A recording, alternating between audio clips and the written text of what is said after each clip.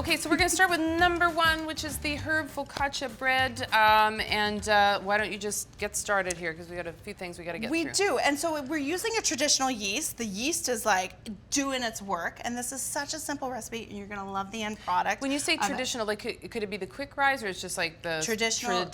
Yeah, so not a quick rise. Okay. Quick rise, then you don't have to have a 2 rise, while traditional you need to have a 2 1 rise. and 2, yeah. So, but it's super simple to do. Sure. So we have our yeast. It's nice and foamy, warm water, not hot. We don't want to kill the yeast, and sugar. So the sugar helps the yeast grow. This is exactly where we want it to be. We're gonna add in our salt to the flour, and then pour that in. And look, it's locally produced Manitoba wheat and the beautiful flour that we get to use as a result of that. So it's 3.5 cups of flour, a tablespoon of canola oil.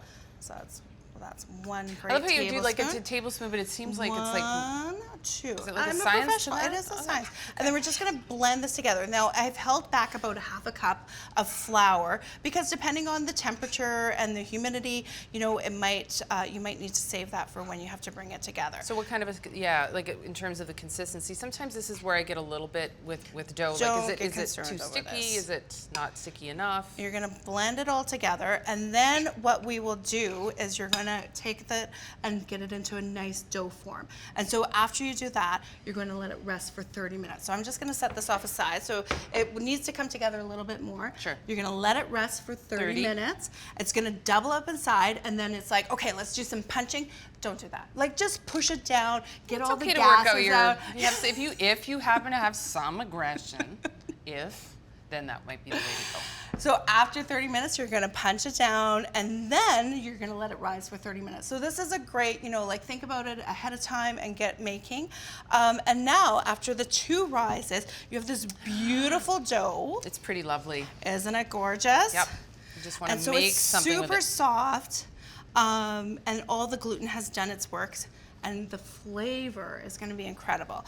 So in our sheet pan, we're adding down cornmeal, and that's going to give it a really kind of nice flavor. You just want to coat the bottom. And also, does it help it not stick? Is that part of it as well? And the dough has, because we're using canola oil, it has that nice kind of oiliness to it already, and it wasn't a lot. And now next, I'm just going to kind of push out the dough. So first, I'm going to get it nice and long, and then.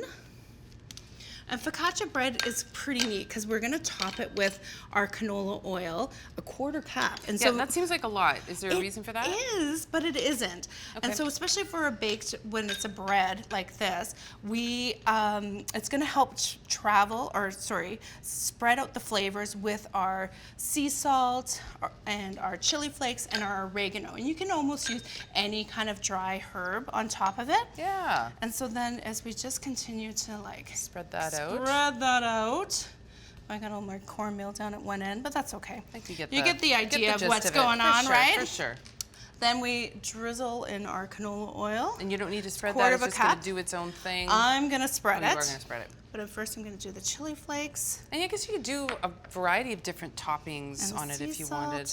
So this will kind of rise again when you're heating the oven to 375, and then you're just going to bake it for about 20 minutes until it sounds hollow. Until it is like crispy on the outside and got that beautiful focaccia chewiness on the inside. And you can do the little dimples, like with your fingers back and forth, and that gets the little dimples. Fun. And I'm spreading out the oil so it gets all into the dimples.